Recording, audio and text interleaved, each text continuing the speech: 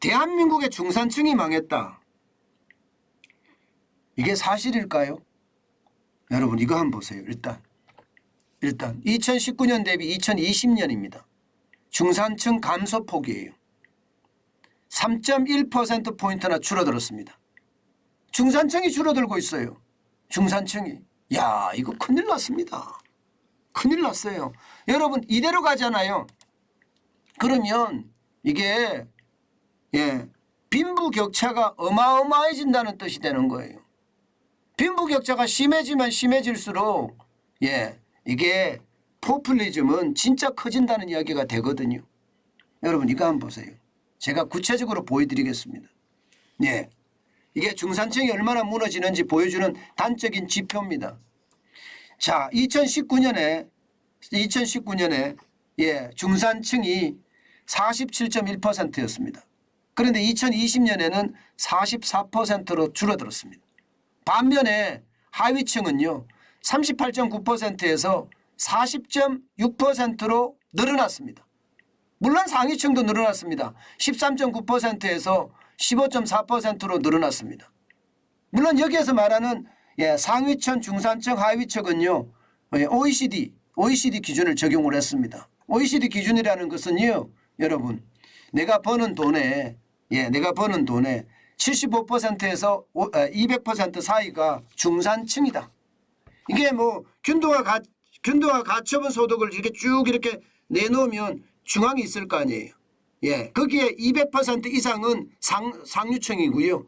75%에서 200%까지는 중산층이고요. 75% 미만은 이게 하위층인데 우리 통계청 지표하고 조금 다릅니다.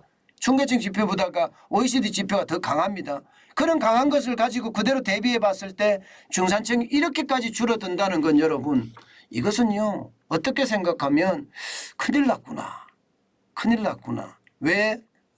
하위층이 계속 늘어났잖아요. 하위층이 늘어난다는 것은 재정을 풀어서 표를 살 수 있다는 뜻이 되는 거예요. 물론 저는 대한민국 국민이 그 정도로 나약하지는 않다. 그렇게 생각은 하지만 돈 앞에 장사 없거든요. 돈 앞에 장사 없습니다. 어느 누구든 돈을 받으면 표를 찍어주는 그런 상황이 될 수밖에 없습니다. 지금 그게 현실이 돼가고 있다는 거 여러분 보이시죠? 저는 이것을 보면서요 얼마나 놀랐나 하면요. 야 중산층을 파괴시킨다 그러더니 진짜 중산층을 파괴시키고 있구나.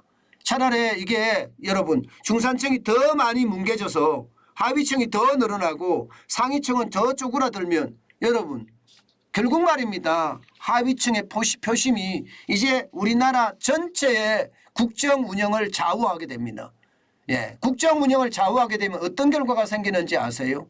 그러면 하위층이 원하는 정책대로 흘러갈 수밖에 없는데 그게 말입니다. 결국 포퓰리즘 정책으로 흐를 수밖에 없어요. 내가 돈 더 줄 테니까 나 찍어주세요. 이 말이 현실이 될 겁니다. 현실이. 그래서 저는 더 심각해진다고 생각을 하는데 여러분 여기서 더 중요한 것은 더 놀라운 것은요. 이 중산층이 얼마를 버느냐의 문제잖아요. 여러분 이거 한번 보세요. 중위소득 기준으로 봤습니다. 월 중위소득 기준으로 봤는데 2019년에는요 177만 원이에요. 그런데 2020년에는 160만 원이 최저임금이 안 돼요.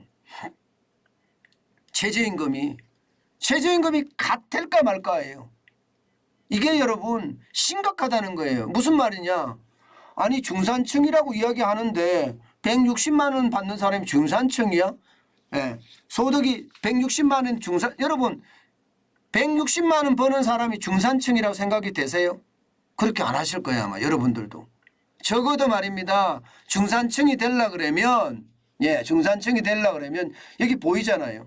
한 320만 원 정도 벌어야 된다. 뭐 이 정도는 생각해야 되는데 지금 중위소득이 160만 원이니까 얼마나 심각한지 보여주고 있는 데다가 2019년 대비 2020년 줄었어요.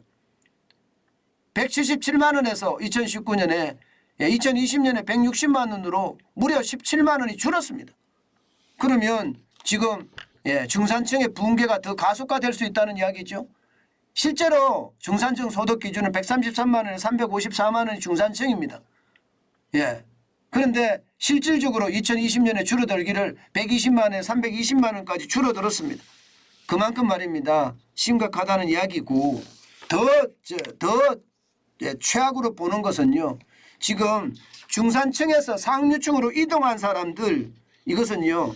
3.1%포인트 이게 감소했다. 중소득이 감소하면서 늘어난 포인트를 보면 이게 결국은 말입니다. 하위층으로 늘어난 사람이 더 많습니다.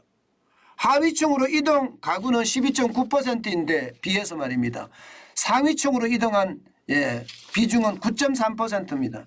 이 말은 결국 말입니다. 중산층이 무너지고 하위층으로 더 많이 간다는 이야기가 되는 거예요. 제가 방송을 하면서 제가 느꼈는 게 여러 가지가 있는데요. 문재인 정부가 이게 결국은 빈부격차를 해소하려고 했던 것이 아니라 오히려 못 사는 사람 더 못 살게 해서 표를 더 많이 얻고자 했던 것은 아닌가. 저는 그런 생각이 참 많이 들어요. 지금도 보면 경제 위기라고 하는데 뭐 화물연대 파업한다. 여기다 공무원 노조 파업한다. 쉽게 말하면 공공 부분을 흔들고 물류를 흔들겠다. 뭐 이런 이야기가 나오잖아요. 그런 것을 보면 이게 나라를 온전하게 운영하도록 안 놔두겠다 이런 뜻인가요? 저는 그런 생각까지 듭니다. 이게 여러분 중산층이 저렇게 줄어들면요. 궁극적으로 우리는 최악의 어떤 파멸을 맞을 수도 있다. 저는 그런 생각 많이 합니다. 그 어느 때보다 중산층이 늘어나는 중산층이 두툼해지는 그런 나라가 돼야 되거든요.